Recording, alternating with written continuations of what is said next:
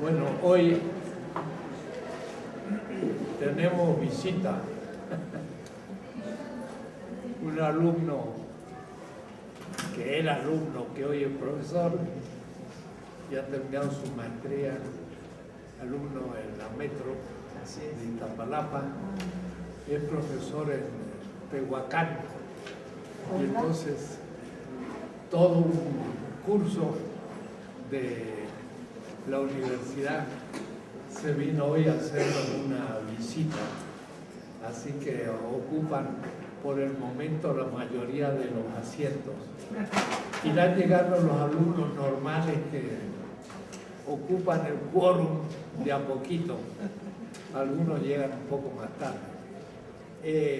¿Por qué no separan los que vienen para que los demás lo vean? Los de Tehuacán. Párense.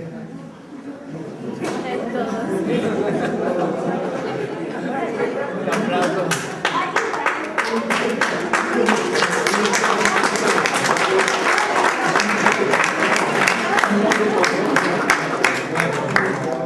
Muchas gracias.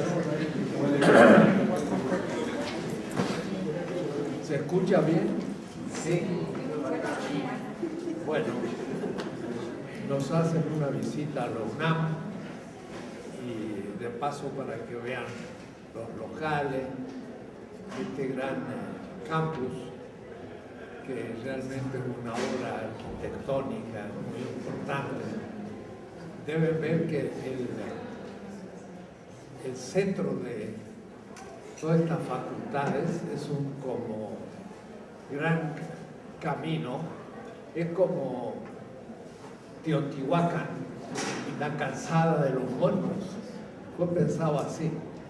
Y hay el rectorado, de alguna manera, es como la pirámide del Sol, y la del fondo como la pirámide de la Luna. Es realmente una gran obra allá en el comienzo de los 60. Y la biblioteca, especialmente de la Facultad de Filosofía, en los mosaicos tan hermosos, diagramados y pensados por Orozco, son una obra estética, arquitectónica y escultural y pintura al mismo tiempo, realmente declarada también Patrimonio de la Humanidad. Entonces, sean bienvenidos los estudiantes de Tehuacán. Gracias. Y esperamos que superen en estudios a lo de esta casa de estudios, poniéndose firme y estudiando duro, porque en cualquier lugar se puede hacer filosofía y ciencia. A veces hasta mejor en la provincia, alejado de los ruidos montanales, como diría Fray Luis de León, pues se hace mejor ciencia, se reflexiona mejor. Yo soy de origen provincial y entonces podía trabajar de 8 de la mañana hasta las 5 de la tarde en la biblioteca o en mi casa, y después sí me tocaba dar clase universitaria al atardecer como el Fénix, y uno trabajaba casi mejor en la pequeña universidad de provincia que en las grandes urbes, que uno pierde mucho tiempo en el transporte, en el ruido, el smog y en fin, cosas que no son importantes. Así que muchas gracias por esta visita. Tú hiciste filosofía. No, yo estudié ciencia política en la Metropolitana, pero tomé las optativas con usted, ética 1 y 2, y luego filosofía política como oyente. Ah, sí. Usted me preguntaba acerca del criterio de verdad es la vida en náhuatl, porque soy hablante del náhuatl. Y le propuse, o sea, cómo se dice, qué significa. Y hoy vamos a seguir sobre el tema. Vas a ver, no va a ser los náhuatl, sino otro pueblo mítico también, por el tema que me toca hoy. El tema de hoy es la quinta tesis sobre el Estado de Derecho y su puesta en cuestión, la negación del Estado de Derecho. Va a ser el parágrafo 34 del tomo 3. Y justamente este tema del Estado de Derecho, que enseguida voy a hablar, voy a partir de una pequeña referencia a un libro que saqué así entre mis libros de estudiante. Ya esto, a ver, como era de estudiante, vamos a ver de qué año fue el libro impreso. Dice edición Tussey, 1961, justo cuando llegué a París. Y ese año tuve las clases de Ricoeur sobre el mito adámico y el mito prometeico. Y este libro, que se llama Fuentes Orientales, y en francés se lee Le Jugement des Morts, el juicio de los muertos. En el Egipto antiguo, en Asur, en Japón, en Babilonia, en Irán, en el Islam, en la India, en China, en Israel. Pero justo no está, claro, eurocéntrico siempre, no están los mayas, no están los aztecas, no están los incas, eso tenemos que agregarlo nosotros. ¿Por qué la vuelta a un texto tan antiguo en la línea de Mircea Eliade, que es un trabajador de los mitos? Porque el derecho, que es lo que vamos a trabajar hoy va a ser la tesis negativa crítica del derecho vigente, ¿no? Estamos en el momento de la negatividad y reflexionando sobre estos momentos negativos, les empiezo a poner ahora una especie de subtítulo. La ruptura mesiánica y la ruptura con el sistema como crítica parte de la toma de conciencia, lo que Paulo Freire llamaba prise de conscience. Y ahora le voy a llamar el momento freidiano, o algo así, el momento en que el pensamiento de Freire es central. Puede decir, si Pablo Freire, en la pedagogía de la liberación o de la dominación, se sitúa su aporte fundamental, es en la ruptura mesiánica como toma de conciencia.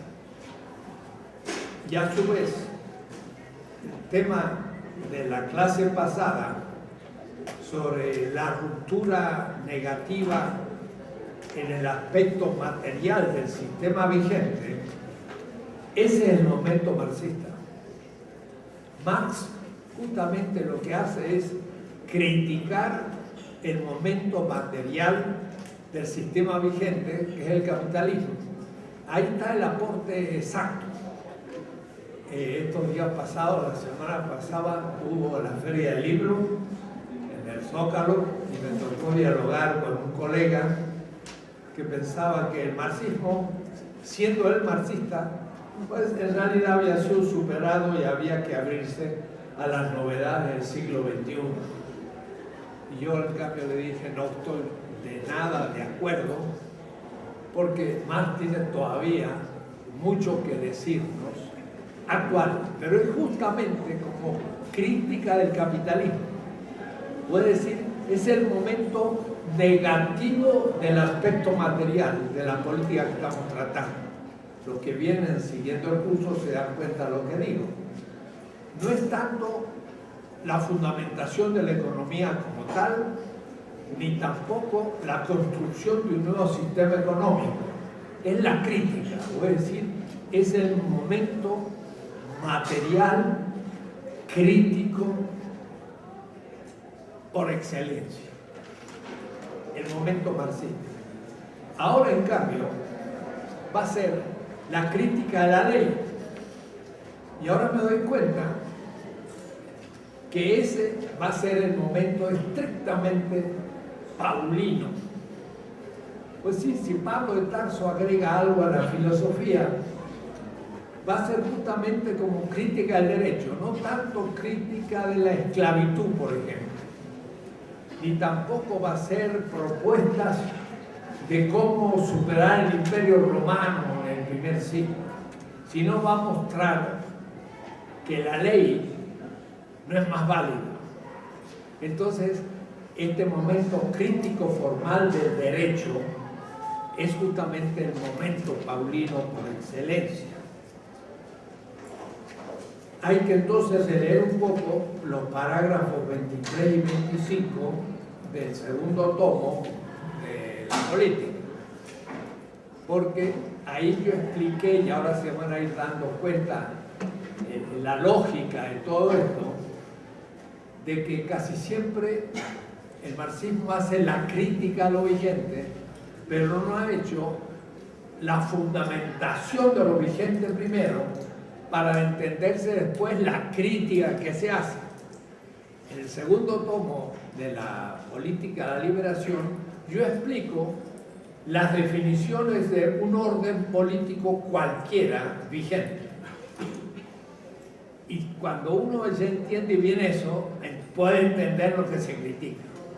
Por eso que en el párrafo 23 y 25 del tomo 2, debo decirle que este tomo fue el premiado en el pensamiento crítico de Venezuela.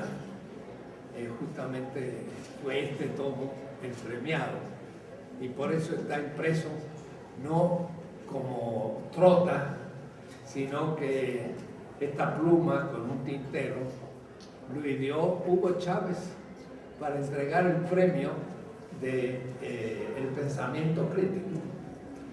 Y entonces el volumen 2, la arquitectónica, Premio Libertador al Pensamiento Crítico del 2009. Ahora Juan José, les dije el otro día, ha ganado el premio mismo, Libertador, pero del 2015.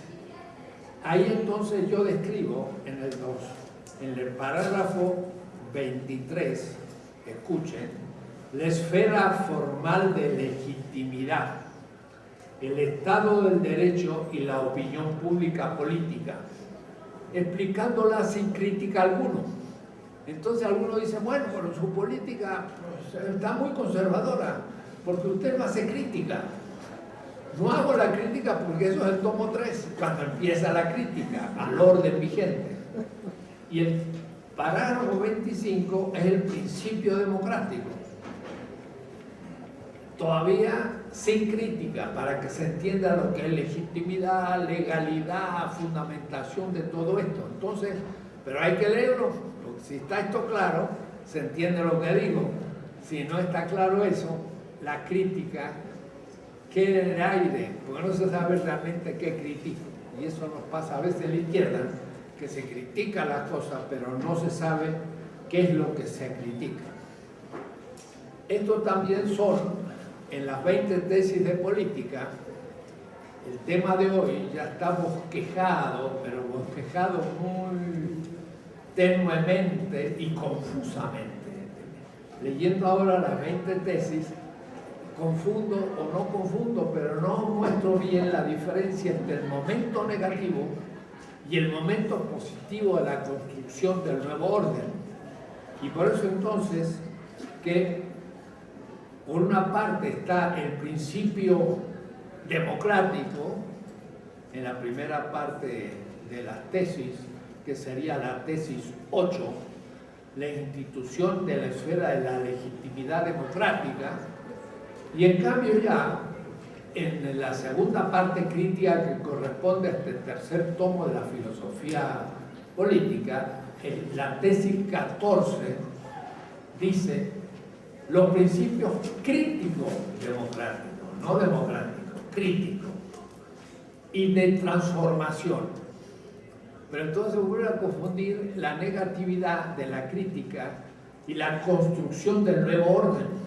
Ahora en cambio van a ser tesis completamente distintas y en distintas partes para que se entiendan. Y por eso entonces también se entiende que Pablo de Tarso, como ya a veces me he referido, va a ser una crítica de la ley en el Imperio Romano, en el pueblo de Israel y en el mesianismo primitivo. Pero no va a decirnos prácticamente nada de la construcción de un nuevo orden. Está criticando el Imperio Romano, pero no nos habla de la construcción. Quiere decir que es el momento negativo. Justo ahora, la tesis 5 del programa, o la 34 cuando salga esto. Después de haber explicado eso, entonces, veamos un poquito de qué se trata.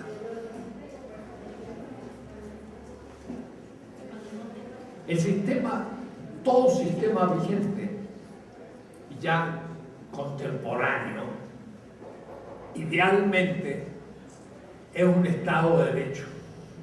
Y digo idealmente porque, por ejemplo, en México nunca ha existido Estado de Derecho. Nunca ha existido.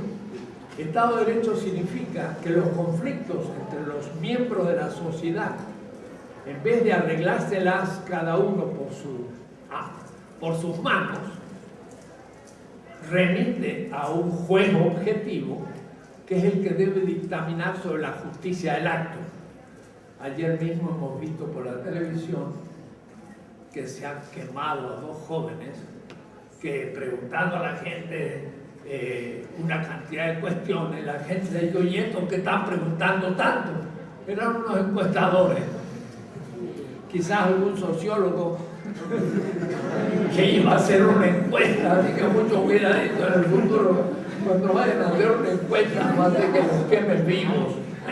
Bueno, pero los pobres entraron en un medio muy histérico de gente que está siendo robada y secuestrada y todo, y como lo vieron de afuera y preguntando cosas de más, vaya, se lo agarraron y lo mataron. Sí. Pero no solo eso, los quemaron vivos, brutal. Eso significa la no existencia del Estado de Derecho. Porque yo me peleo contigo y no esperando al juez porque no creo en él, pues nos agarramos a golpe y te mato. Y arreglé la cuestión. Es como se decía antes de la existencia de los jueces: ojo por ojo, diente por diente. Me rompiste un diente, ¡pah!, te rompo otro. Y no voy a hacer que sea otro, que no es el que me había roto. Y para eso está el juez, para decir: un momentito, ¿usted le pegó a él? No, yo no le pegué. Usted dice que le pegó, sí, a ver, trae un testigo y probar un poquito las cosas para poder juzgar. Eso ya está en el Código de Hammurabi hace 3.700 años. Y ahí justo dice: todo juicio va a ser ante un juez y las normas del juez. Y luego también da las normas del que testifica en contra de alguien. Cuidado, pobre el que testifica en contra de alguien y es falso. Y pobre el juez que juzga injustamente y se le puede probar. Hay que ser muy estricto con el juez y el testigo que acusa para que el juicio cobre cierta objetividad. Ojo por ojo, diente por diente, imposible. Es lo que hace Israel hoy. Tienen que notar, el propio Israel le tiran un cohete y él tira 10 cohetes. Ese no ojo por ojo, sino un ojo por 10 ojos. Y ni se prueba quién le tiró el cohete. Y además, a veces son unos cohetes que son casi cohetes artificiales, pueden caer en medio del campo y no pasa nada, pero ellos le tiran bombas a la casa. Israel está en un estado no de derecho internacional, con los pobres palestinos en Israel. El Estado de Derecho es algo que supone la autonomía del juez. En México no hay autonomía del juez. El juez está completamente corrompido. Casi podríamos decir, el que paga más se lleva el juicio. Y ahora hasta en la Suprema Corte están nombrando gentes de un partido. Y entonces todos los que hagan esa Suprema Corte, ya sabemos el tipo de juicio que va a ser. Si es en favor del gobierno, va a salir bien. Y si es en contra, va a ser mal. Ya no son jueces autónomos. En la Constitución venezolana de Hugo Chávez, los jueces son elegidos por la sociedad civil y por voto directo del pueblo. No lo propone el Poder Ejecutivo y el Poder Legislativo. Porque ¿cómo entonces el juez va a poder juzgar al Poder Ejecutivo, presidente, y a los congresistas si ellos lo han nombrado? Pero si los nombra el pueblo, ahora sí puede juzgar desde el presidente para abajo porque es un poder autónomo. Estado de Derecho no existe en México y hay en muy pocos países en la tierra que lo tengan. Pero la cuestión ahora, de pronto, es que el pretendido Estado de Derecho se puede fetichizar, como dijimos en la primera clase de este curso. Es decir, se puede absolutizar la ley y la ley se transforma en el último horizonte de justificación de todos los actos. Usted cumplió con la ley, entonces el acto es bueno. Usted no cumple con la ley, entonces el acto es malo. ¿Y si la ley es injusta? Y toda ley, al pasar el tiempo, se va tornando injusta, porque la situación social y la situación va cambiando. Entonces, piensen ustedes, en la Edad Media había un derecho feudal. El señor feudal tenía lo que llamaban en latín jus dominativum. El señor feudal tenía un derecho a dominar el feudo. Y los siervos, que no eran libres, pero que tampoco eran esclavos, tenían también un derecho de siervos, pero bajo el derecho feudal. Eso duró hasta el siglo XV, XVI en Europa. Cuando empezó a surgir la burguesía ya no aceptó ese derecho feudal, porque le daba derecho de propiedad de la tierra a los señores feudales. Y los burgueses querían ahora participar de la propiedad. Necesitaban un nuevo derecho. Y eso fue a partir de la Revolución Inglesa, 1688, Cromwell, donde el pequeño grupo de burgueses tomó el Parlamento y empezó a dictar leyes en favor de la burguesía naciente en contra del feudalismo.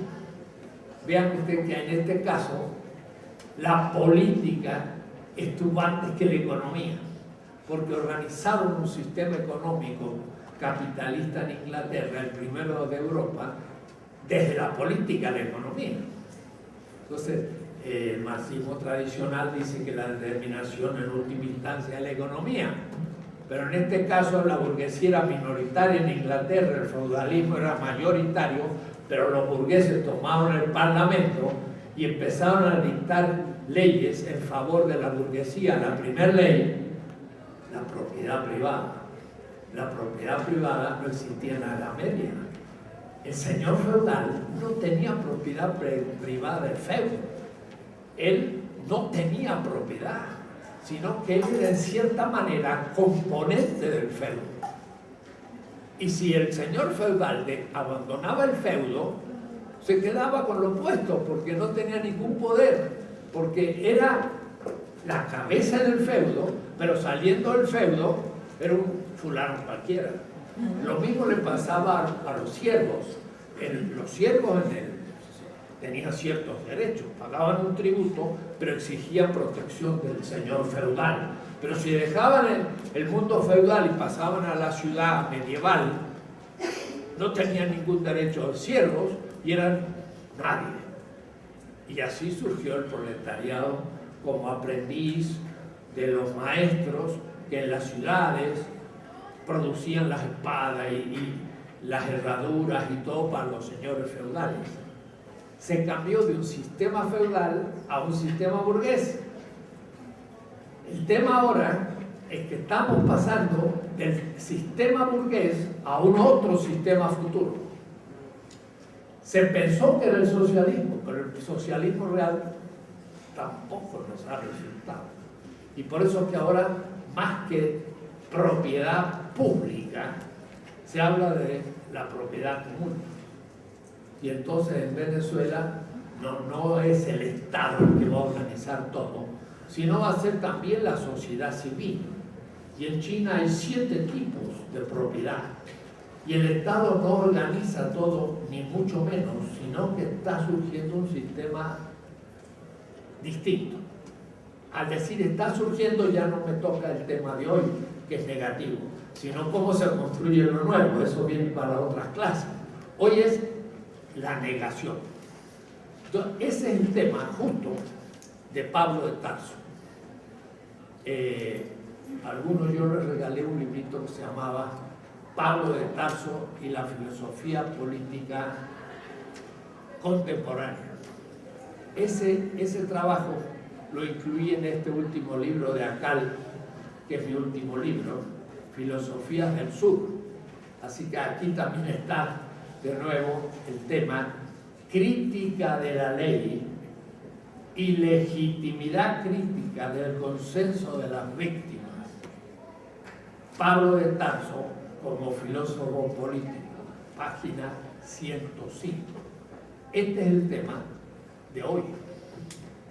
Puede decir, Pablo de Tarso, en medio de un imperio completamente legalista, como era el romano, genial por su derecho romano, es quizás el imperio en la antigüedad, comparado con el chino, los indotánicos, el persa, aún los griegos, que tuvo más precisión en la construcción del derecho. El derecho romano fue una construcción de un sistema de república antes de tener el imperio. Era el senado, los viejos. Senatus significa los viejos de una ciudad de Roma que de una manera entre ellos democrática, pero en realidad oligárquica, iban definiendo todas las posibilidades del derecho. Hicieron un derecho que va a ser ejemplar, porque después van a aparecer comentarios a ese derecho, y después va a pasar a ser el derecho germánico, y después va a pasar a ser el derecho moderno, y está detrás del derecho mexicano actual, que sí que tenía un genio muy particular. Y en ese derecho romano había ciudadanos romanos, había bárbaros que estaban fuera del imperio, y en el imperio había esclavos. Y esos esclavos eran esclavos por ley. Y si el esclavo pretendía salirse de la situación de esclavo, pasaba a ser homo sacer, dice Agamben. Agamben escribe 8 tomos sobre el homo sacer. Y el homo sacer era como un ser sagrado, pero en el sentido que estaba fuera de todo orden y de todo derecho. Y si alguno lo mataba, no era culpable de nada, porque ese era un ser declarado sin derecho, porque no había cumplido el derecho romano. Entonces, ahí hay todo un concepto tremendo. Pablo de Tarso, formando parte de una comunidad mítica, mesiánica, piénsense en Walter Benjamin, va a ser una crítica a la ley. Y ahí entonces me paro para traer a cuento el juicio de los muertos. ¿Saben una cosa? Todos los pueblos de la tierra, sin excepción, pensaron que los muertos eran juzgados. Miren qué notable.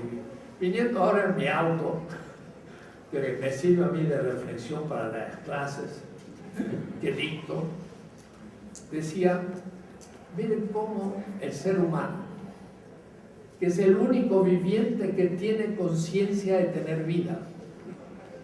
Y es el único viviente que tiene su vida a cargo de él mismo. Nos aferramos, me gustaría usar esa palabra entre comillas, nos aferramos a tal modo a la vida que no soportamos el hecho de que pueda terminar. Con la muerte no termina la vida. ¿Por qué? Porque me aferro a ella. Los leones mueren, ni supieron que vivían, ni supieron que morían. El pajarito tampoco, es bellísimo, vuela, pero lo agarra una víbora, se la come, ni sabe que murió, ni buscó el sentido de la muerte. No, ningún animal es enterrado de manera especial. Mueren y se lo comen los otros. El ser humano nace justamente en la arqueología, cuando de pronto un primate superior ha sido sepultado dentro de un rito. Se lo coloca de una manera al muerto, se le pone ofrendas, se le pone en un lugar especial, o es decir, hubo un culto sobre la muerte. El único viviente que tiene un culto de la muerte es el ser humano. ¿Por qué? Porque en realidad se está festejando el nacimiento a otra vida que ya no es empírica y que no podemos probar los filósofos ni nadie. Pero, ¿qué cosa? Todas las culturas piensan lo mismo, aunque hay distintas maneras de celebrar la muerte. Y el mexicano muy especial, porque quedan aterrorizados la gente de otros países, que a uno le regalen ahora que se aproxima una calavera y dice con el propio nombre, y entonces los europeos y hasta africanos dicen, qué raro estos mexicanos,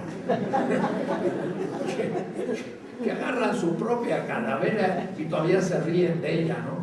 Me acuerdo de un chiste, porque voy a hablar de Egipto, pero este es un chiste, no tiene nada que ver. Dice que llegó un turista a Egipto y ahí le venden de todo, hasta una pirámide, pero entonces tenía unas calaveras, pero era una grande, media, y una calavera chiquita. Y entonces dice, ¿de quién es esa calavera? De Cleopatra. Y auténtica, se la vendo. La grande. Y la chiquita, también, de Cleopatra, cuando era chiquita. Eso puede pasar en México también. Que andan inventando calaveras chiquitas. ¿No? Está bueno. Pero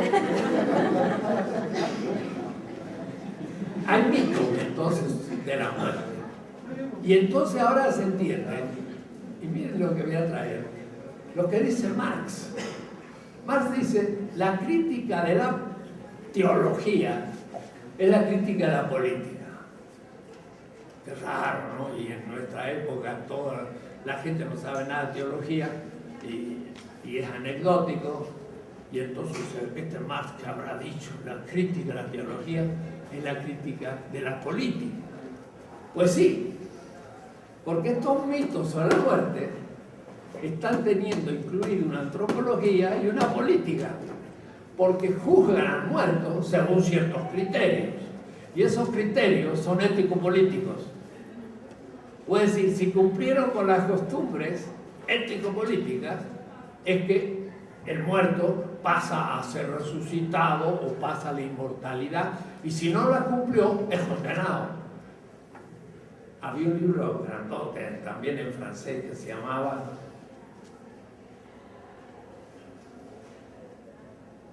La interiorización del juez. Meterme al juez en mi propia conciencia. Ese es el super-yo de Freud. Pero los egipcios tuvieron la inteligencia, o mejor la lógica, o mejor la racionalidad, de no tener una policía poderosa como nosotros, que después se corrompe, sino de tener al juez interiorizado como conciencia ético-política. Entonces las personas decían, yo no puedo robar. ¿Por qué? Porque cuando muera, este robo que he hecho sin que nadie me viera, y me cuido bien de que no me vea nadie,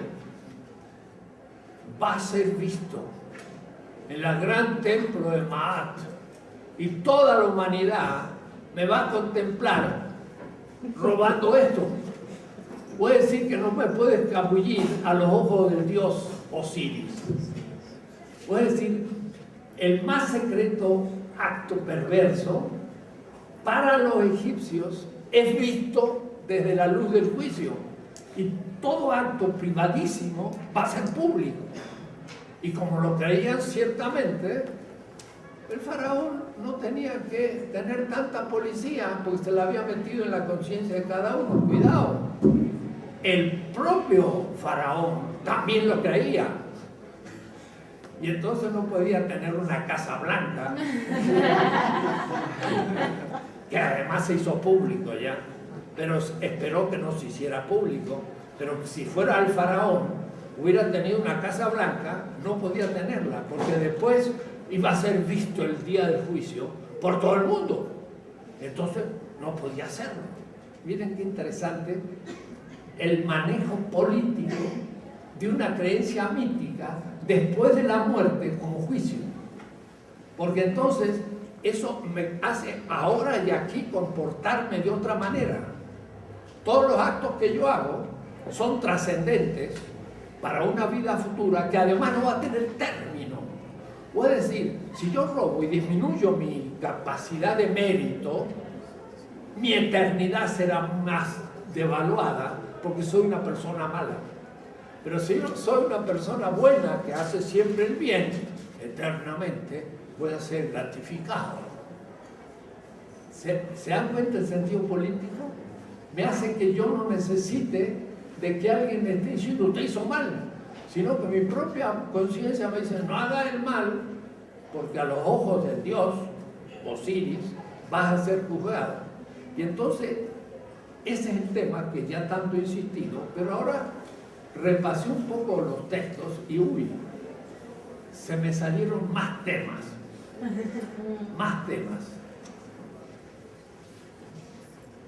¿Qué significa lo que dice Pablo de que la ley no justifica el acto justo? La palabra es justifica, y la palabra justificar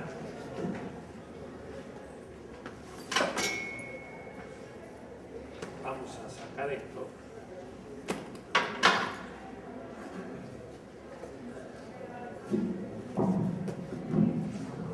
Si hay un principio que es la ley justifica una acción. Además, la ley debe tener un proceso de fundamentación.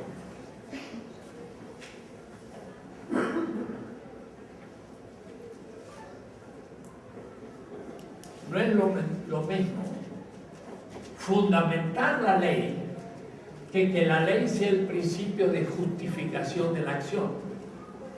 Entonces, la ley justifica. Ahora, esto en alemán se llama Rechtfertigung. Recht significa derecho, Fertigung.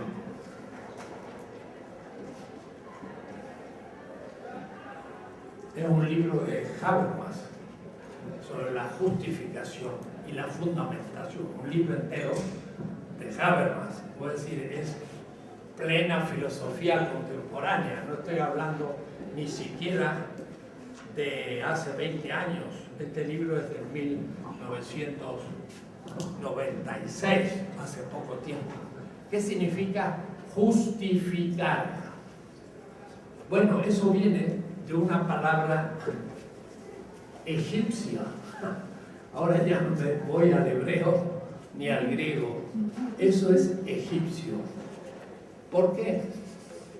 Mire, se escribe esta palabra en la fórmula 338 del texto de los sarcófagos. Hace más de 3000 años, en las pirámides de Egipto, Ma'a-Keru. Lo voy a anotar simplemente para remitirme a otra lengua que no son las habituales. Se dice Ma'a, no, Ma'a-Keru.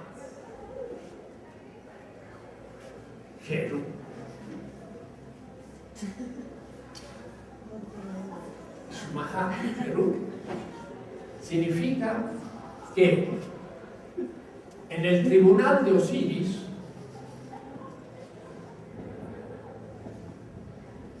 el muerto, para los egipcios, también para los mayas había cosas parecidas, para los aztecas también, para los incas, el muerto se presentaba ante el dios y tenía que probar ser bueno.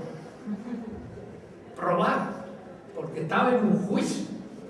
Entonces, dense cuenta la importancia del juicio y del derecho, porque la ley es el derecho. Y la gran diosa del derecho se llamaba Ma'at. Era como un gran ave, un ave con unas grandes alas que cubría el universo. Y ella daba el orden.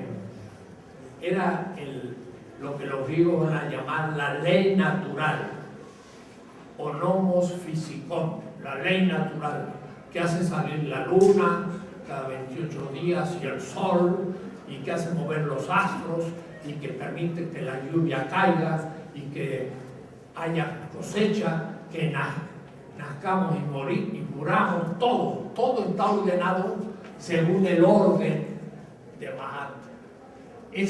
Ese orden es justamente la ley, y esa ley juzga al muerto para ver si es justo o injusto. Ya les dije que está la balanza, pero miren qué notable, leyendo el libro este de los muertos, ese hecho de la balanza sigue estando en los textos babilónicos, en los textos judíos, en los textos cristianos y también en el Corán.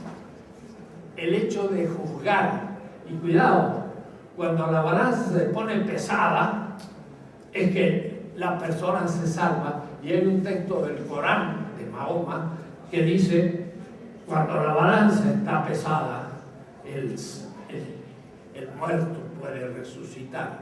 Era aquello de que el corazón estaba en la otra parte de la balanza y el perro sagrado no se la puede comer, y entonces es resucitado. Justificar significa que soy inocente. Soy inocente. Y lo que tengo que hacer es por un proceso de probar que soy inocente. Eso significa justificar. No es hacerme justo, sino probar que soy justo.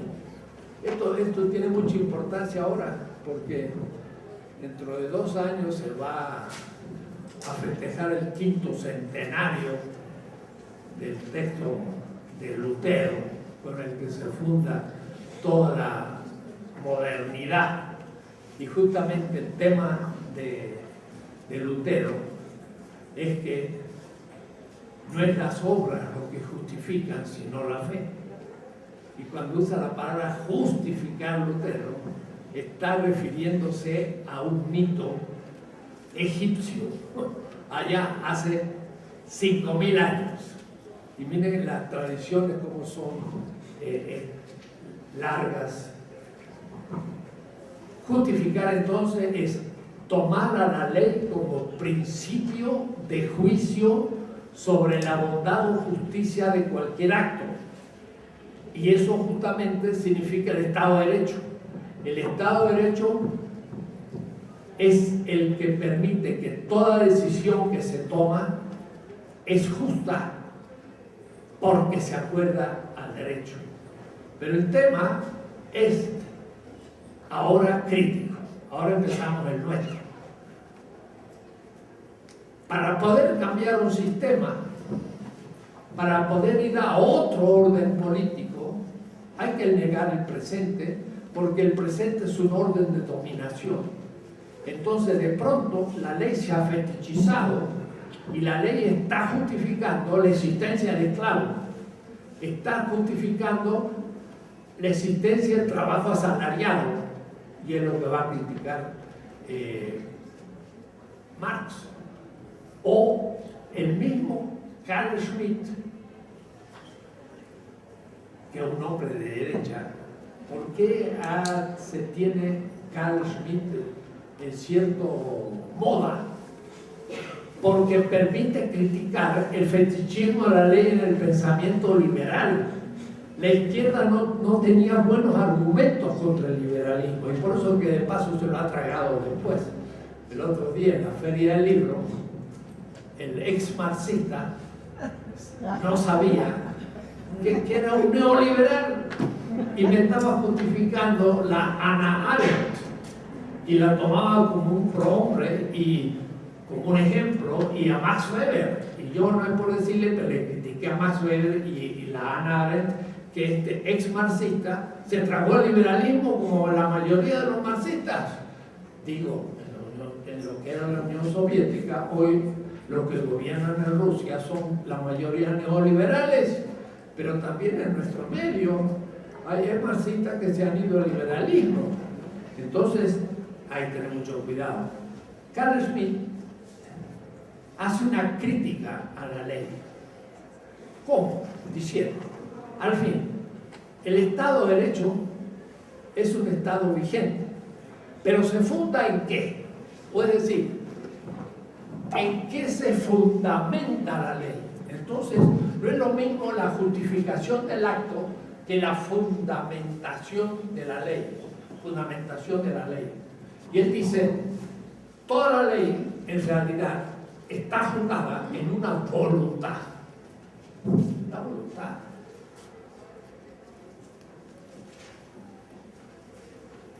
Y por último, y rápido, en la voluntad del pueblo. Es la equimosidad y el problema de la palabra pueblo, porque Volks en alemán es duro, es derechito. Y Carl Schmitt,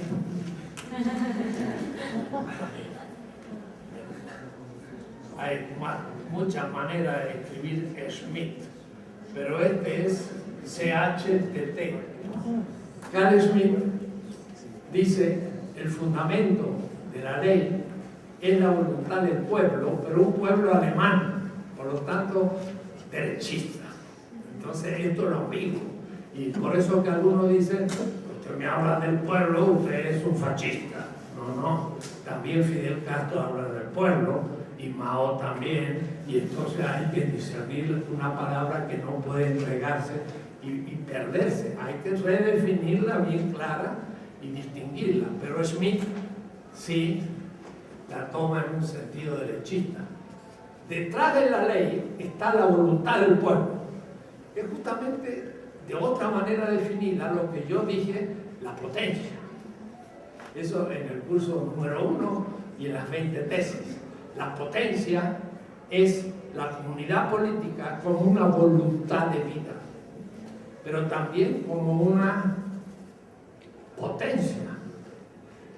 Y ahora vamos a ver cómo surge la hiperpotencia, que es otra voluntad hacia otra legalidad. Pero tenemos que ser dialécticos para poder tener esa visión de las cosas. Debo decir que esta parte es la más trabajada en lo que yo he hecho, y por ejemplo en Brasil ya hay toda una escuela de filosofía del derecho en esta línea, de derecho alternativo o derecho pluricultural, que se está fundando en la política, como le explico. Entonces, lo bueno de Carl Schmitt es que dice, el fundamento de la ley es una voluntad. Y es una voluntad a la manera de Heidegger, de ser. Habría que leer los comentarios de Heidegger a Nietzsche, 2 tomazos, donde no habla el mundo como comprensión del ser. Comprensión es un acto intelectual, pero también en los comentarios a Nietzsche, que de alguna manera es una sutil crítica a Hitler, pero tan sutil que no le entiende casi nadie, pero que además tampoco le llevó a hacer un repudio del fascismo explícito. Pero ahí hay críticas a Hitler como voluntad de poder. Pero en fin, en esos comentarios sobre Nietzsche, Heidegger no analiza el mundo como comprensión del ser, que es un nivel cognitivo, sino el mundo como totalidad de lo querido, que es un horizonte afectivo. Y por eso que ya no está comprensión en inteligencia práctica, sino que ahora es voluntad. Es ser en el mundo queriendo todas las cosas.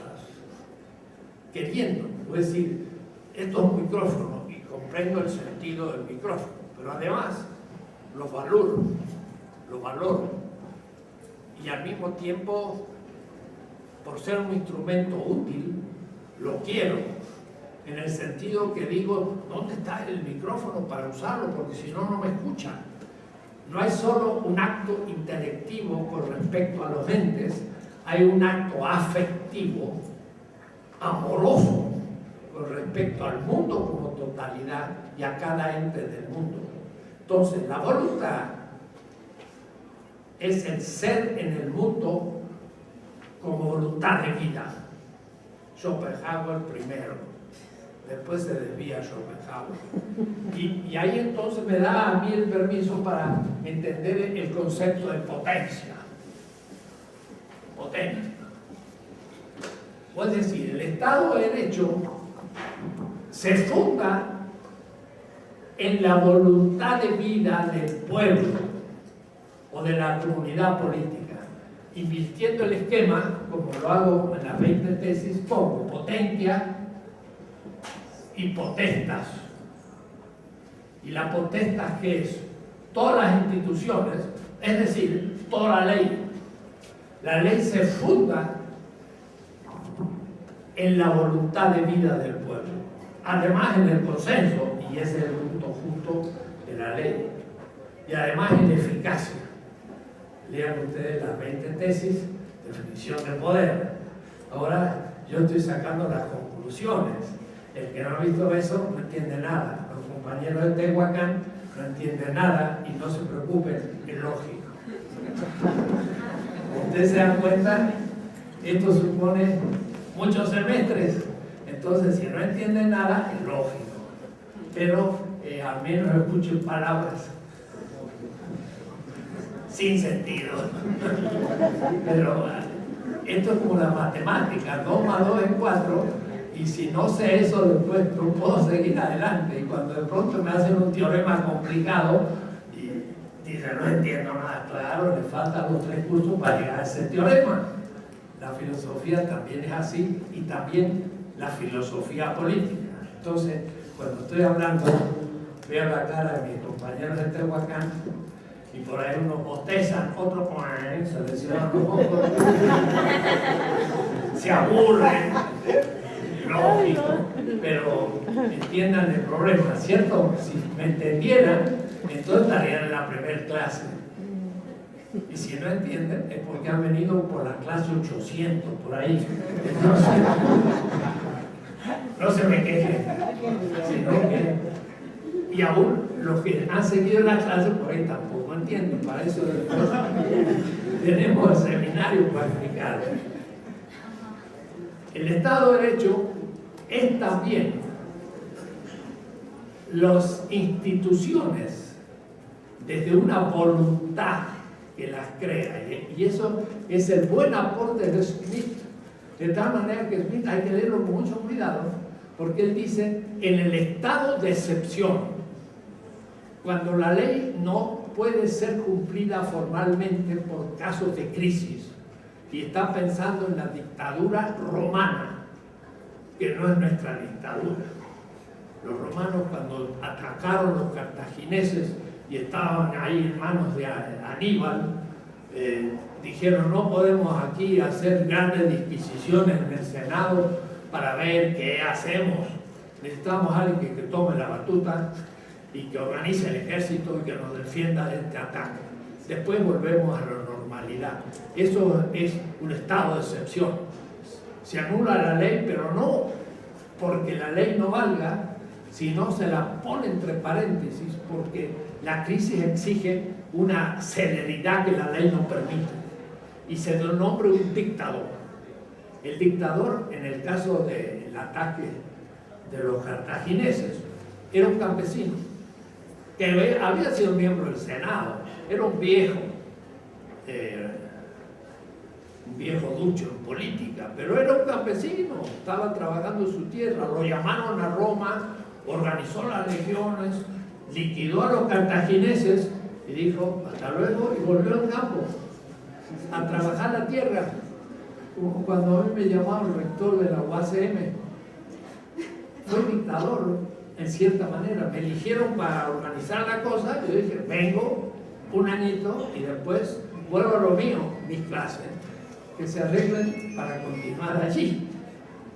Eso es todavía una fórmula legal que deja la ley en suspenso, es el estado de excepción. Y Carl Schmitt, que es un constitucionalista, sabe muy bien que la Constitución no es el primer nivel del derecho, porque antes de la Constitución hay una voluntad de un pueblo como poder constituyente, que llama a la Constitución.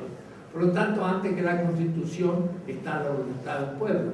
Y en esto, por más derechista que sea, funciona. Pero yo hablo de un tercer momento. Estado de Derecho es puesto en cuestión como el estado de excepción. Eso hay una bibliografía inmensa sobre el estado de excepción. Pero hay otro estado que está debajo, que es el estado de rebelión. Es el estado en donde el pueblo ni acepta el estado de excepción. Y debo decirle que para mí se me presentó con una claridad absoluta en el 2001. En el 2001, en Argentina, era un caos, que nombraron un presidente cada semana. El último de ellos se llamaba De la Rúa, en un diciembre del 2001. Y el hombre, cuando vio que el pueblo se estaba levantando y ya no aceptaba más, porque el país había llegado a una crisis completa, producida por Carlos Menem, una especie de Carlos Salinas de Gortari, que vendió todo, pero no todo, así que estamos todavía en eso. Quizás surge un momento en que ya la cosa esté tan ardiendo en México que también diga estado de excepción. Nadie sale después de las 5 de la tarde. Eso es un estado de excepción. Todo el mundo a la casita, no quiero más gente en la calle, porque se levantó todo el pueblo con cacerolas. Las mujeres no tenían tambores, pero tienen cacerolas. Y ustedes imaginan el ruido que significa 100.000 mujeres con cacerolas pegándole con los cucharones. Era más que un ejército funcionando en la calle o aviones a reacción. Era un ruido espantoso. El gobierno dijo, nadie fuera de las 5. ¿Y qué hicieron? Salieron todos. Salieron todos. Llenaron la ciudad. Y el gobierno cayó. Porque habían dicho estado de excepción y todos se rieron en la cara del sinvergüenza. Y entonces, eso es estado de rebelión. La potencia, como el poder del pueblo, vuelve al pueblo y se las quita a las instituciones su delegación. Le quita el derecho a la ley. Y dice, yo soy el que pongo el derecho y no la ley fetichizada en manos de traidores. Y entonces fue un estado de rebelión. Tengo un alumno en la México que ha hecho su tesis de maestría muy buena. Se puede buscar el texto entre los archivos de tesis sobre el estado de rebelión, un trabajo filosófico muy bueno, sociológico. Entonces el estado de rebelión sería el estado negativo por excelencia, originario de la fundamentación del nuevo orden. De ahí empezamos a hacer lo nuevo, y por eso la gente gritaba que se vayan todos. Todos. Claro, no se pueden ir todos.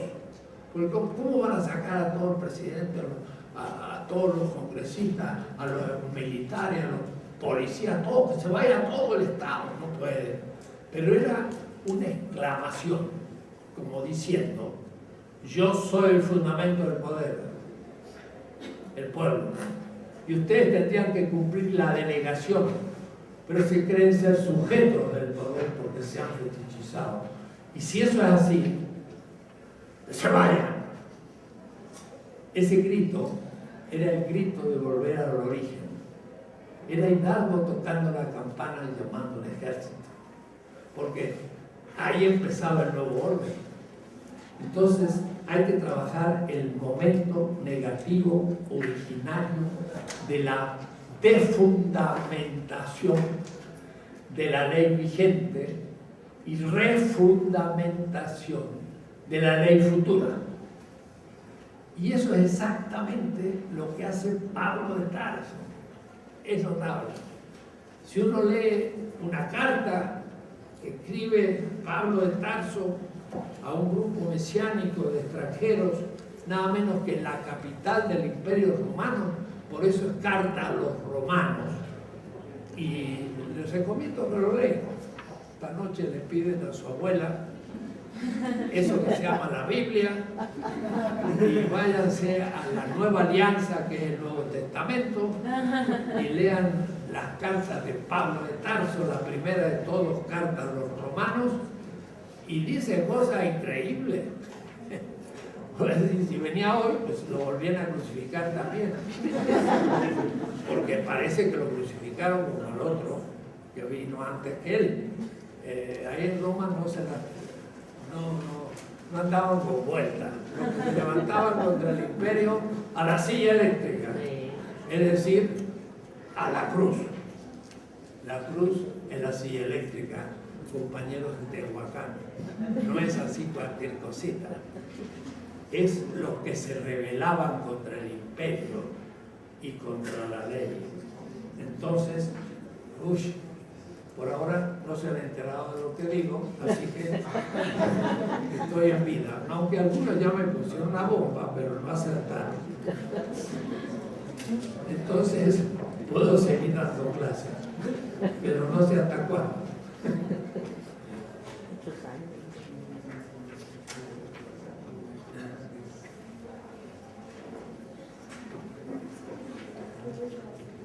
Estoy buscando algún texto, porque no lo puse antes. Mire un texto de Pablo de Tarso. Ahora, y cuando dice ahora, en griego, nun. Y ese nun es el tiempo ahora de Walter Benjamin. Nun. N-U-N. Nun. Ahora. Antes era el tiempo normal del sistema y cumplíamos la ley. Cuando nos dimos cuenta que era injusta, rompimos con la ley y pasamos del cronos, del tiempo cotidiano, al kairos, el tiempo del peligro. Y entonces empieza lo mesiánico.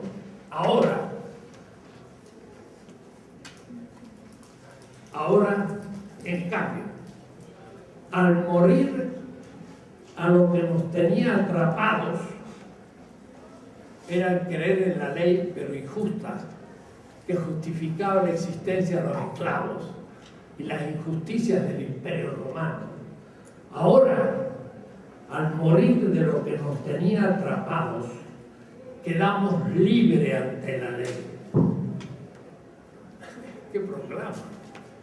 Ya la ley no me obliga. Quedo libre ante la ley.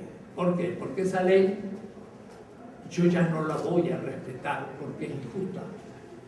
Es el momento negativo por excelencia a nivel formal de la legalidad y la legitimidad, que ya he explicado en cientos de páginas.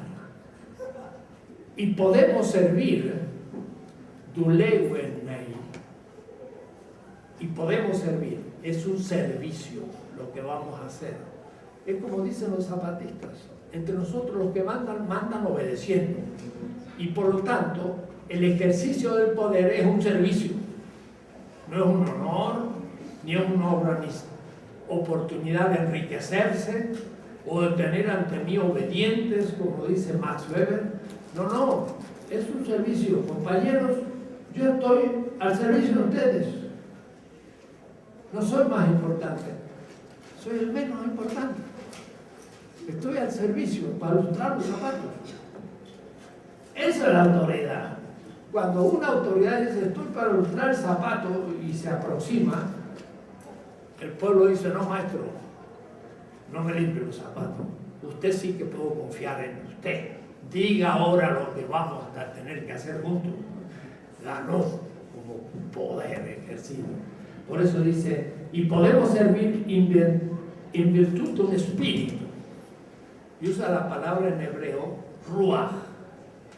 El espíritu es ese entusiasmo que se contagia en la comunidad. Tienen un espíritu. Y en virtud de un espíritu nuevo. Y no de un código, o es decir, una ley antigua. Si ustedes siguen leyendo, todo va hablando de esa manera, porque para el Imperio Romano era un imperio legal, dominador, y lo que propone es negar la legalidad del imperio. Miren qué barbaridad estoy diciendo. Cuando en 1973 salió lo que ahora ha salido en segunda edición del siglo XXI, hacia una ética de la liberación latinoamericana. No sé si alguno lo tiene aquí, no, yo tampoco lo traje. Vean lo que dice atrás. De atrás del librito, como presentación, dice, esta ética declara todas las éticas inmorales. ¿Por qué? Porque son éticas de los sistemas constituidos. Y una ética que se hace de la exterioridad declara las éticas inmorales y a la ley inmoral. Y por lo tanto quedó illegal, como los pobres latinos en Estados Unidos, son todos ilegales. Hidalgo también fue ilegal de las leyes de India. ¿O respetó las leyes de India? Si las respetaba, seguiríamos siendo Nueva España. Pero para ser México había que negar las leyes de India. Qué falta de respeto, ¿no? Qué cosa más peligrosa. ¿Cómo usted está diciendo estos profesores en una universidad del Estado? Que no hay que respetar la ley del Estado si es injusta. Ese es mi deber por estar justamente en una universidad pública. Si estuviera en una privada, quizás no podría decirlo, porque el patrón de la universidad me echaría. Pero también me puede echar el patrón Estado. Y ya lo ha hecho una vez, por lo tanto una segunda no sería ningún milagro, aunque ya estoy bien que no vale la pena echar un viejo. Si fuera joven, pues sí, porque voy a molestar por más tiempo.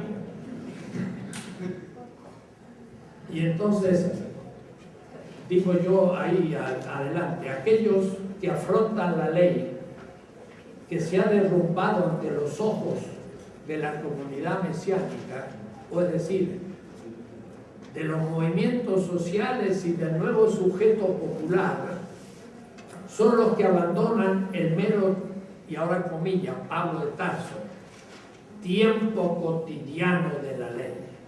Y eso es el Cronos. es el tiempo vigente de la ley, que cumplíamos siempre por hábito.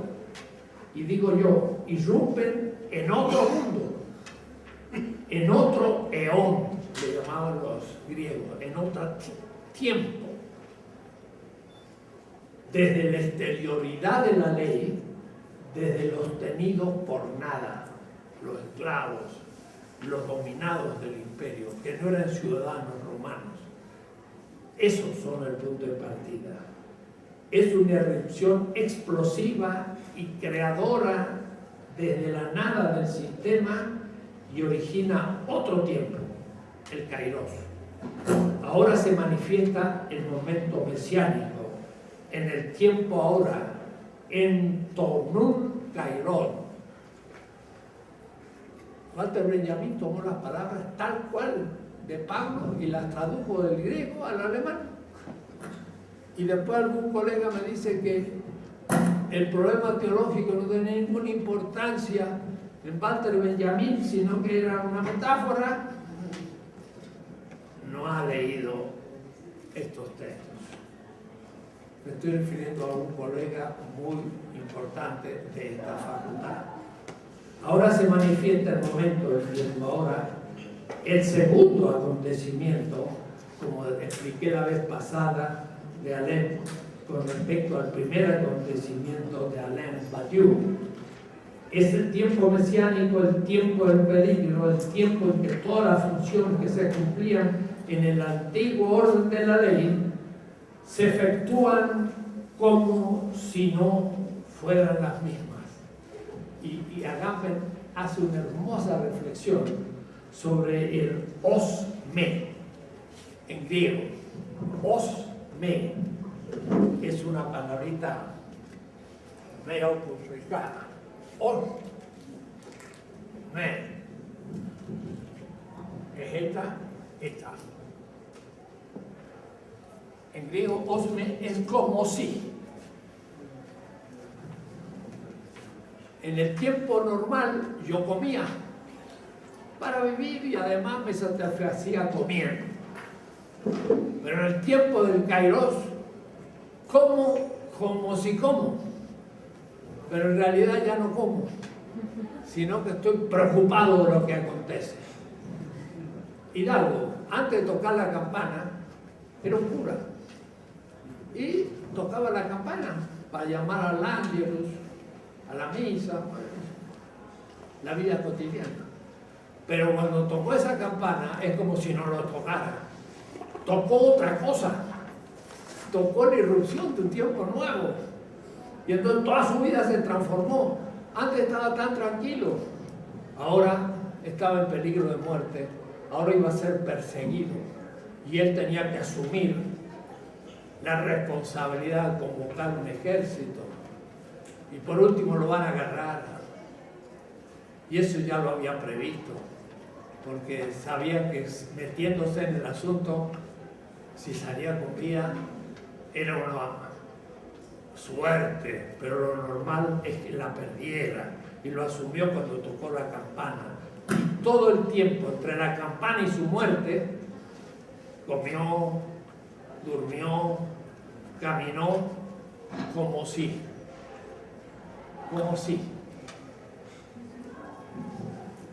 Yo, como muchos, pinté en mi casa un día pues la pared de la estancia. Y digo, bueno, total, hay que, para los chicos, los hijos, para la mujer y para que quede mejor. Pero realmente no me interesa mucho pintar la pared. Prefiero escribir un capítulo del libro. Pero lo pinté. Y a la semana siguiente me pusieron la bomba y no se imagina, la pared que había pintado está toda negra y estaba quemada, ¿no? Y pinté la pared, dije, tenía razón, la pinté como si no la pintara. Y la vi toda destruida y no me llamó la atención. Si al fin y al cabo vamos a pintarla de nuevo. Como si no la pintara. Estábamos en el tiempo del peligro. El como si es una cosa muy profunda de Agamben, o por lo menos se me manifiesta. La vida que vivimos ya no es nuestra, es de una causa, de una comunidad entregada a ellos. Y eso da una felicidad que no se paga. El señor Slim, con miles de millones de dólares, no puede tener la felicidad de una persona que le diga gracias, estamos luchando para mejorar las cosas.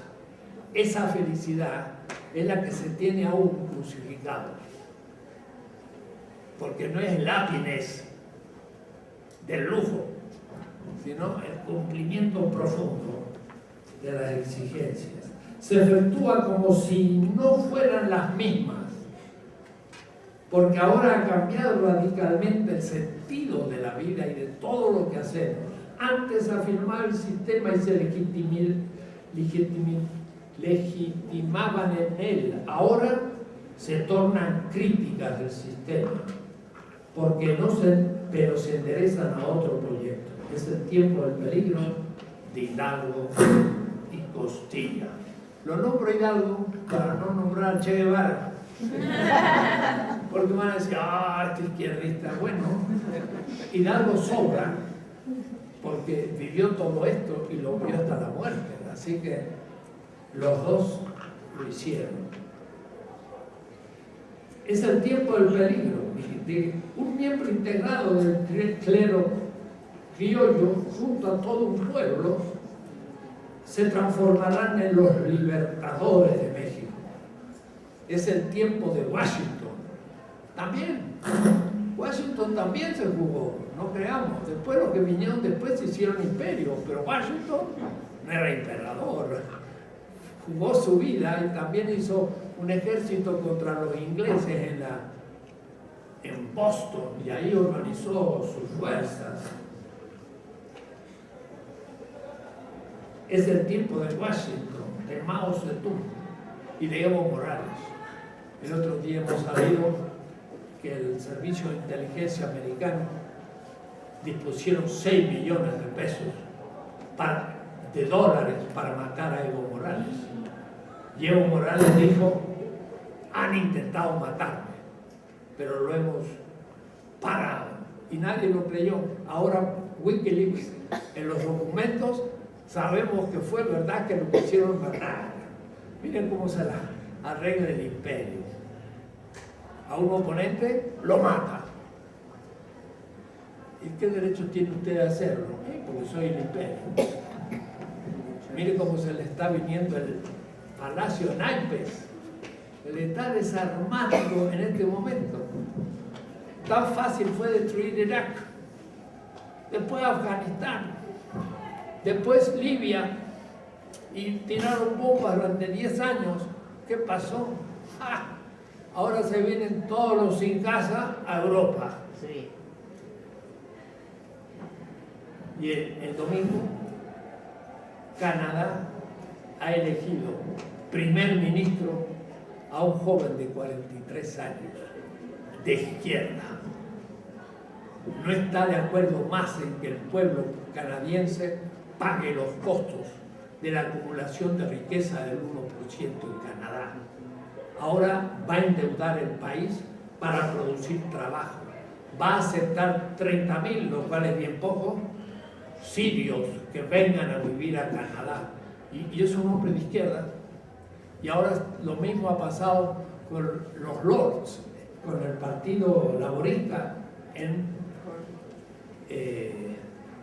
Inglaterra, y la misma canciller Angela Merkel está queriendo recibir a esos fugitivos de las guerras de Estados Unidos.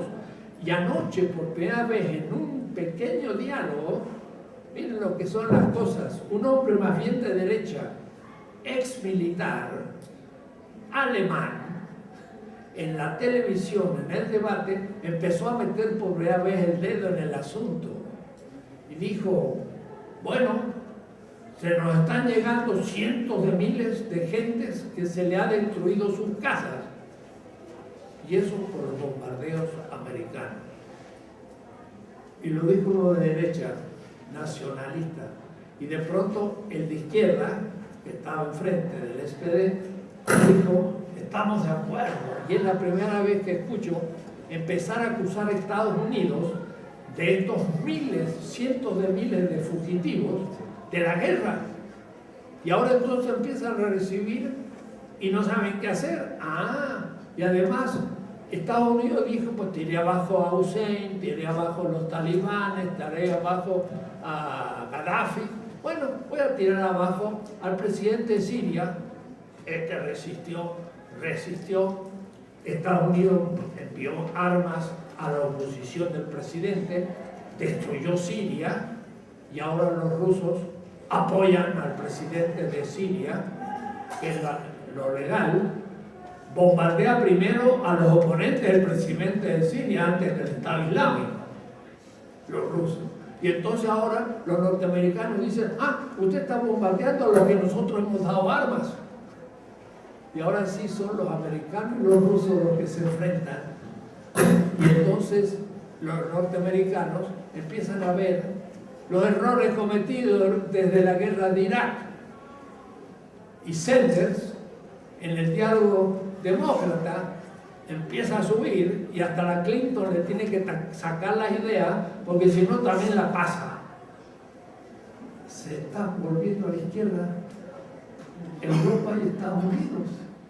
Lean usted el artículo de Wallerstein la semana pasada diciendo que hay una vuelta a la izquierda, porque la gente de Europa y en Estados Unidos y en Canadá está cansado de una política de austeridad para que el 1% acumule riqueza como en México, vendiendo nuestro petróleo, nuestro gas y todo. Estamos en tiempos interesantes. Bueno, ¿qué tiene que ver con el tema? Muchísimo. Están perdiendo legitimidad. Y entonces uno empieza a decir, eso ya no lo creo. Y por eso a la gente, como ya no cree en la ley, hasta hace la barbaridad de agarrar a los dos pobres encuestadores y me los quema. Eso también es el extremo. Pero supone que no hay Estado de Derecho y que la ley ha perdido consistencia. Y la gente se opone al Estado. Entonces, ¿en qué se funda la legalidad? La fundamentación. Ya lo expliqué en el tomo 2. La ley se funda en la legitimidad. Y la legitimidad es el consenso de la comunidad política, que sin embargo está contra la legitimidad vigente.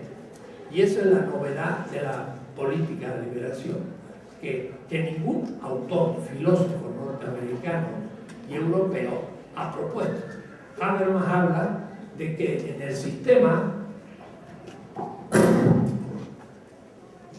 la legitimidad es el fundamento, y él es el que propone que esa legitimidad es el consenso de la comunidad política. Cosa que Bartolomé de las Casas había dicho ya en 1543 acerca del problema de la encomienda de potestad de reyes, el poder del rey. Y Bartolomé dijo,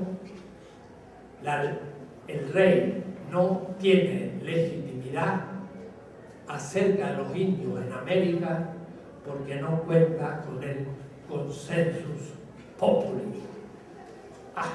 El consenso del pueblo. Y esto lo dice un siglo antes que Leviatán y un siglo antes que Hobbes. Esa es una teoría política interesante. Hobbes es la fundamentación del imperialismo después inglés y burgués, que es el que se enseña en todas las facultades de ciencia política y nada de lo nuestro, porque somos eurocéntricos. Esta legitimidad funda la ley. La fundamentación de la ley está en la voluntad consensual de la comunidad. Pero lo que pasa es que ahora ha surgido un nuevo consenso. Los oprimidos, como dice Gramsci, ahora tienen consenso de que el sistema no funciona, de que la ley es injusta y que esa ley pues ya no nos protege. Por eso que comete un error como al que han cometido. Pero eso supone que ya no creen en la ley, porque la policía no les da seguridad, sino al contrario. Uno ve a un policía y más bien toma distancia y dice, uno le tiene miedo, porque lo puede agarrar y darle una mordida que le saca un brazo, o está negociando con los que están vendiendo droga en el barrio y todo, lo sabemos. Y entonces ya no creo en la ley. Entonces, ¿qué hago? Autodefensa. Pero los mete presos. Entonces el Estado dice, soy soberano. ¿Qué le dijo usted que es soberano? El único soberano es el pueblo. Entonces está la legitimidad 1 del sistema, que se ha vuelto dominadora, y la legitimidad 2, crítica, negativa, que dice, esa ley ya no es mía. Y esa legitimidad de los poderosos, yo no participé en la discusión, por lo tanto, yo no participé en ese consenso, ni me invitaron a discutir. Y esto Apple y Habermas estarían de acuerdo, y entonces como yo no participé, no me obliga, pero en cambio en el barrio y en el movimiento social y en todo, ahí sí participo y ahí sí entiendo lo que estamos luchando, y aquí surge una nueva legitimación que pone en cuestión la legitimación del sistema que entra en crisis. Esa es la novedad de la política de la liberación, y es el momento negativo. Es el momento en que, en nombre de los esclavos del imperio, de los no ciudadanos romanos, Pablo dice, la ley no me obliga y me libero de la ley, de la esclavitud de la ley. No porque la ley no tenga una función, porque esta legitimidad va a luchar y va a ser un nuevo sistema y va a surgir una nueva ley, 2, y esa sí va a gobernar y la voy a respetar porque la hicimos todos y no una minoría dominando. Es decir, no se critica el sentido de la ley, se critica la fetichización de esta ley en un sistema de dominación. Entonces, el momento negativo es ese del estado de rebelión de un pueblo que va a tener ahora un otro criterio de la legalidad. La ley, la legalidad, en un proceso crítico de refundación, va a contar no con la voluntad vigente de los dominadores, sino con la voluntad de los oprimidos para organizar un nuevo sistema. Y entonces Pablo dice, ¿cuál es el nuevo criterio de la bondad de un acto? ¿Cumplir la ley? No, porque la ley es injusta. ¿Y cuál es entonces el criterio? No hay ley. Pero ¿cuál es el criterio? Y él le va a llamar una pistis, que yo le llamaría la confianza mutua que la comunidad tiene en ella misma, por la que cree que pueden ser los autores transformadores de la historia para hacer un sistema más justo. Y eso es lo que tiene Hidalgo.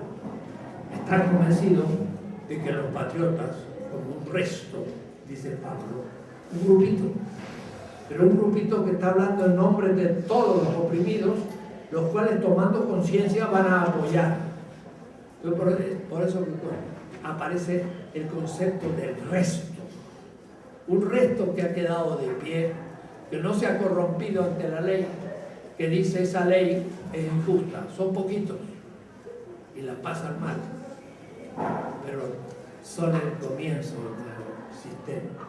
Por eso entonces que se pasa del estado de rebelión a un estado después creativo. Entonces,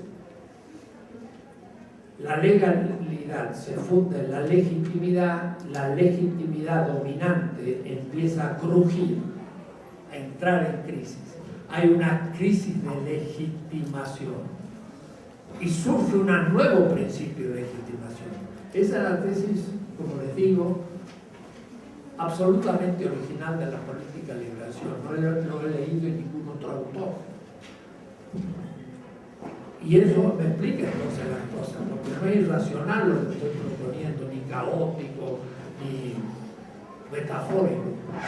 Es categorías claras y bien definidas. La legitimidad y la legalidad pasa por distintas etapas. Y el otro día en una exposición de un grupo, en un curso, me hicieron una muy bonita representación, que mejora un poco la que yo hago. Es interesante cómo me lo propusieron. Primero, siempre hay que pensar en espiral, no en círculos, en espiral. Entonces, partimos de un estado de derecho, el cual es puesto en cuestión como estado de excepción y termina por ser un estado de rebelión. En el estado de derecho, la legitimidad es tradicional. Puede decir la legitimidad. ¿Se acuerdan? Yo hice un esquema así, diciendo al origen, la legitimidad de los oprimidos va a ir creciendo y creando un nuevo sistema. Ese es el próximo tema, porque estoy en lo negativo, no en la creación del nuevo sistema, que llamaba A. Luego había una etapa clásica, B, donde la ley es respetada porque es hegemónica y todo el mundo la tiene como propia. Pero cuando la ley se vuelve injusta y empieza a oprimir, es la crisis de la legalidad y de la legitimidad. Entonces, cuando se produce la crisis, la entropía es que surge un nuevo sistema y va en cierta manera a repetir un poco estos momentos del Estado de Derecho al estado de rebelión. Este estado de rebelión crea una legitimidad negativa en el sentido que la legitimidad negativa se opone a la legitimidad vigente y por último va a establecer un nuevo sistema que será un Estado de Derecho prima, futuro, el cual a su vez llegará a ponerse de nuevo en cuestión y la historia sigue. No creamos que vamos a hacer un sistema perfecto, el cual ya va a quedar para siempre. Aunque tendríamos que pensar en crear instituciones que impidan que se fetichice. Y eso, bueno, vamos a tratarlo después, para que al menos el estado clásico de justicia se prolongue en el tiempo, más tiempo, y no sea tan corto, para tener que volver a comenzar. Esto es una filosofía de la historia. Entonces, la legalidad como dominación entra en crisis y va disminuyendo. Y la legitimidad como consenso surge en un pequeño grupo y va creciendo hasta transformarse en la legitimidad del sistema. Hidalgo era un grupito y se hace después un ejército y está Morelos y Guerrero y al fin se logra instaurar un nuevo orden, pero no ideal tampoco. Miren lo que pasa con Santa Anna y lo que va a pasar después. O es decir, veremos ya los momentos creativos del nuevo sistema que no está exento de grandes errores y por lo tanto habrá que tomarlo con mucho cuidado. La política no es utópica, necesita la utopía, pero es finita y los errores son inevitables y no hay nada cierto, sino con proximidad de certeza y por lo tanto los errores son inevitables. La política es compleja, pero tiene principios. La negación de la legitimidad vigente se le opone la nueva legitimidad, que es la última instancia de la nueva política, y es la lucha entre dos legitimidades. Y por lo tanto, el surgimiento de una nueva futura ley. Le voy a llamar a este momento negativo el momento paulino. Como la crítica del sistema material, le voy a llamar el momento de Marx. Como la toma de conciencia, le voy a llamar el momento freiriano. Y luego, cuando entremos a la estrategia de la deconstrucción del sistema, yo creo que ahí está el momento benjaminiano. Es decir, cada autor es muy fuerte en un tema. Yo lo que estoy no logrando, es ordenarlo lógicamente todos ellos y decir, aquí va Marx, la crítica material al sistema vigente capitalista. ¿Qué hizo sobre la construcción de los nuevos alternativas? Trazó un horizonte lejanísimo del comunismo y del socialismo, pero en concreto no propuso nada, o muy poquito. No es el genio de Marx. Marx es válido por su crítica al capitalismo. Pablo Freire no dice nada de la economía, pero tiene una pedagogía de cómo se toma con conciencia crítico-política. Y eso también es inicial, y es el momento levinasiano, porque el cara a cara de ver al otro fuera del sistema como oprimido, pero al fin de dignidad absoluta, es el comienzo de la toma crítica, y ahí está Levinas, pero después ya no agrega para construir una política. Levinas se queda en ese punto. Entonces yo estoy como ordenando los clásicos de la crítica en sus momentos respectivos, y me da entonces mucha materia, porque cada tesis supondría exponer a fondo un autor y a veces su escuela, que son muchos. Entonces aquí habría que tener el momento paulino. Por eso Pablo dice, mi tesis es que la ley no es principio de justificación del acto justo. ¿Cuál es? Para mí, el consenso de los oprimidos como actores de transformación de la historia. Y se termina Pablo, porque Pablo no tiene experiencia de la construcción de un nuevo sistema más allá del Imperio Romano, está en plena dominación del imperio y ni siquiera vislumbra cómo va a salir de él. ¿Cómo va a salir? Va a venir por la corrosión de la invasión de los bárbaros que van a venir del este, como los que están llegando a Alemania ahora. Digo, cuidado, los germanos dicen, oh, estos emigrantes o refugiados que llegan aquí, qué barbaridad. Digo, ¿y qué fueron ustedes? Todos los germanos del siglo IV en adelante eran bárbaros que venían del este. Claro, ellos no pidieron permiso. ¡Wow!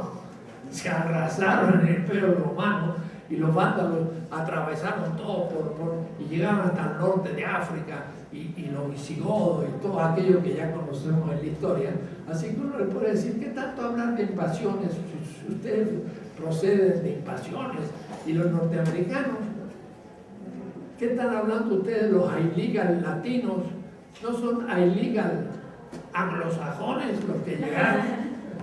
Los pilgrims no son unos inmigrantes mugrientos, pobres, que le pidieron a los indígenas de comer, y por eso que en el Thanksgiving Day, en el Día de la Gracia, ellos tienen que comer guajolote y comidas americanas, no de Europa.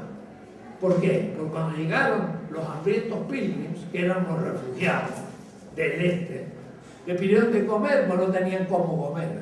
Y entonces los indígenas, bondadosos, generosos, en una ética de comunidad, pobres hambrientos, les dieron de comer.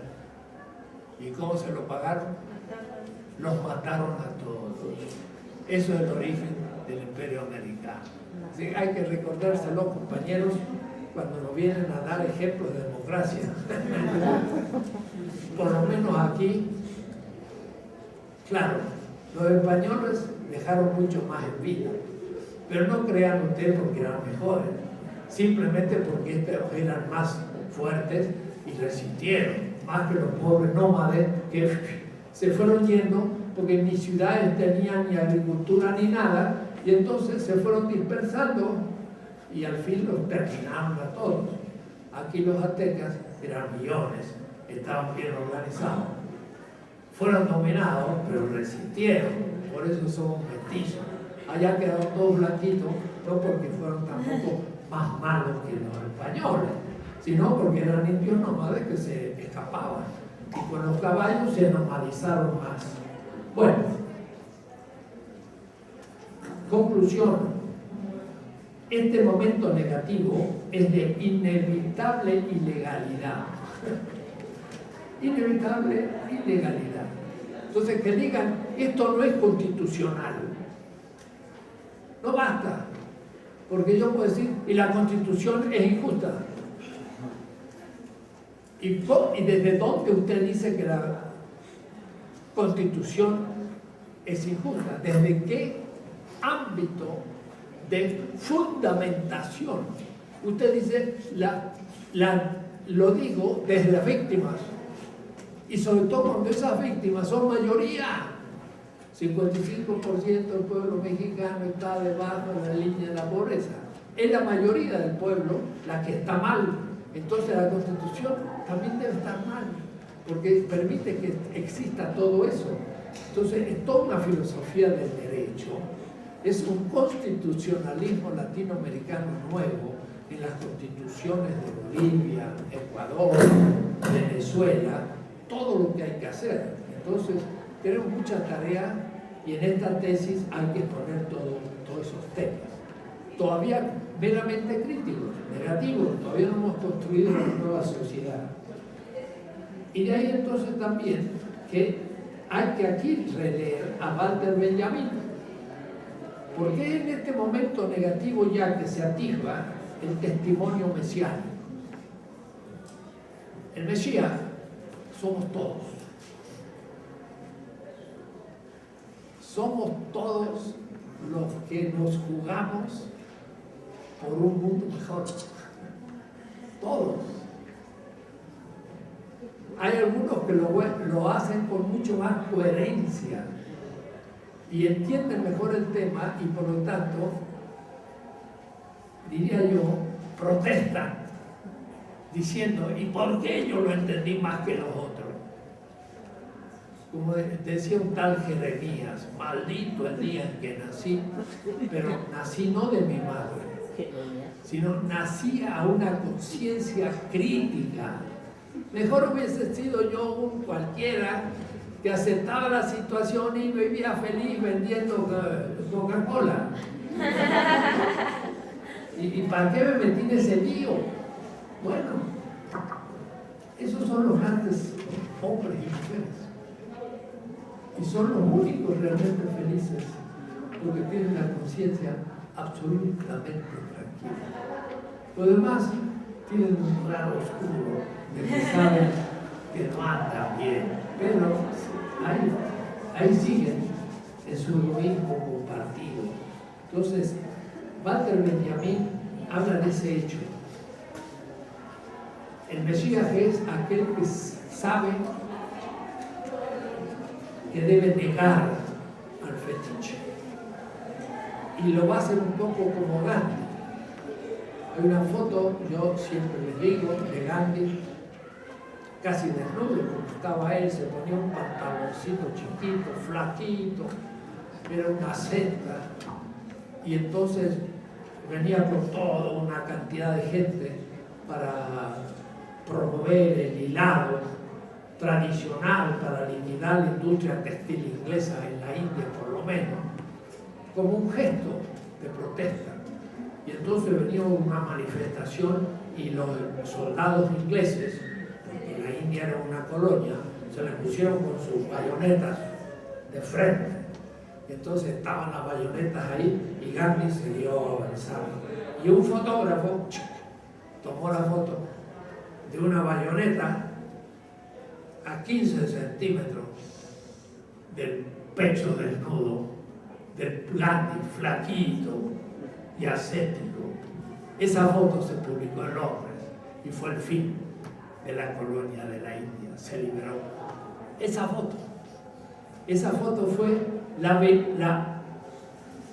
debilidad de la víctima en la potencia ética ante el rostro metálico del imperio, que es el ejército. Y entonces miren qué cosa más notable. Aquel que murió en la silla eléctrica del imperio romano, que era una cruz, que estaba rodeado de soldados. ¿Por qué? Porque son los soldados el rostro metálico del imperio. Son los guerreros, que si usted no obedece, lo mato. Y solamente un Gandhi, o un crucificado, o un Che Guevara, o un Camilo Torres. Anteayer vino un grupo en Colombia que está haciendo un vídeo sobre Camilo Torres, un gran sociólogo colombiano, que fue también candidato a rector de la Universidad de Bogotá, y era un cura, cuidado, y que murió como guerrillero en Colombia, en el mismo año que Che Guevara. Son dos grandes muertos. Y bueno, esos son los ejemplos del nuevo mundo. Son los fundadores de la nueva patria, los que enfrentan en su debilidad extrema la potencia de los imperios que se derrumban en su moral, porque al fin terminan matando a inocentes y entonces creían cumplir con los valores eternos de la civilización occidental y cristiana y terminan por darse cuenta que son instrumentos en manos del capital más depravado y en manos de tan poca gente que está sacrificando a la humanidad. Y entonces hay una contradicción, aquella de la gran estatua con cabeza de oro, pecho de hierro, todo, pero los pies eran de barro. Y los pies de barro es que ya no pueden justificar su guerra. Y la gente de buena voluntad del imperio mismo empieza a decir: ¿no será que hacemos injusticia? ¿No será que ir a la guerra es inútil? Y por eso los ex soldados de Irak y de Vietnam y todos, o quedan para los sanatorios psiquiátricos o se transforman en críticos del imperio, porque ellos han sido la primera fila y los han inmolado en su juventud por principios que ni conocían y se han dado su vida por algo que no valía la pena. Entonces ahí viene la cuestión de por qué el Mesías, o de otra manera, por qué el liderazgo de algunos. El liderazgo hay que pensar. Y el otro día en la Feria del Libro también me hablaron ascos y fuertes contra los liderazgos, esos líderes que se creen dictadores. Digo, un momentito, la gente no cree solo en principios, cree en personas. En Bolivia uno ve a un Evo Morales, que era un pastor, que era un sindicalista de la coca, es un tipo decente, pobre, no acumula riqueza, creo en él. ¿Cómo no voy a creer? Y le deposito en él delegadamente el poder que él mismo dice: yo ejerzo un poder de obediencia a ustedes. Es un círculo. Entonces también tenemos que justificar el liderazgo. El liderazgo es justamente el mesianismo, no el carismatismo de Max Weber, que es una especie de psicología de la dominación. El carisma como una dominación. Y se piensa en Hitler. Claro, Hitler era un liderazgo patológico. También Stalin. Menos, con otro significado. Pero Hidalgo ejerció el liderazgo. Fidel Castro ejerció el liderazgo. Mao Zedong también tuvo sus problemas, pero ejerció el liderazgo. Es necesario también el liderazgo democrático, articulado al pueblo y obedecial con respecto a él. Y el último punto, el 5 o 35, va a ser el principio formal negativo crítico de la política de la liberación. Ahora, puede decir un principio ético, ya no moral. El principio moral es el del sistema, que hace funcionar al capitalismo, al liberalismo y la dominación. Los principios éticos son críticos, y por eso Marx criticaba la moral burguesa, pero hacía una crítica a la economía política, y esa crítica era su ética. Esa crítica era su ética. Y dice, no tenía ética. ¿Cómo no tenía ética? Es todo lo que hizo. La crítica es ética, porque él dijo, la riqueza del propietario del capital es correlativa a la pobreza del obrero que crea la riqueza. ¿Y cómo se hace? Por el plusvalor. ¿Y qué es el plusvalor? Trabajo humano no pagado. Se significa Bezahlung, no pagado. Y si yo no pago algo es porque se lo robé. Y eso es un problema ético.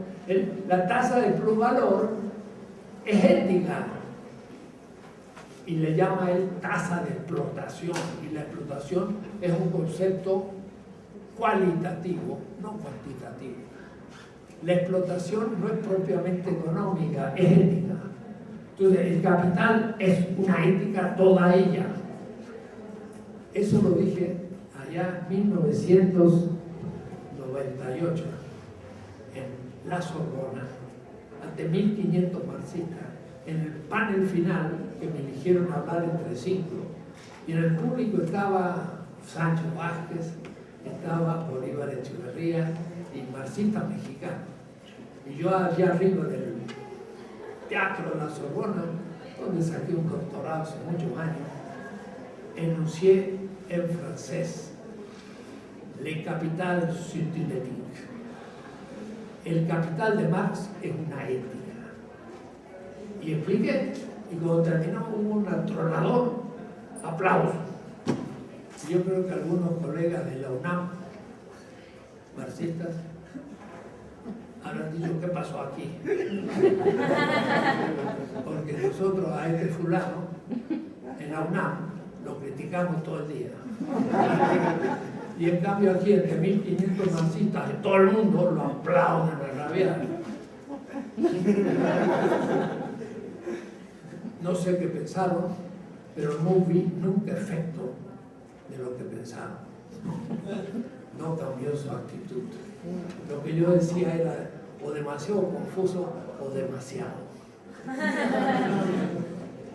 Entonces hay un principio, debemos negar la legitimidad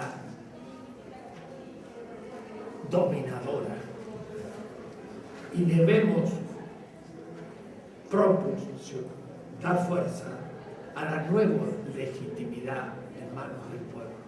Pero en el momento negativo es debemos negar la legitimidad vigente dominadora. Ese es el principio ético formal, porque es procedimental.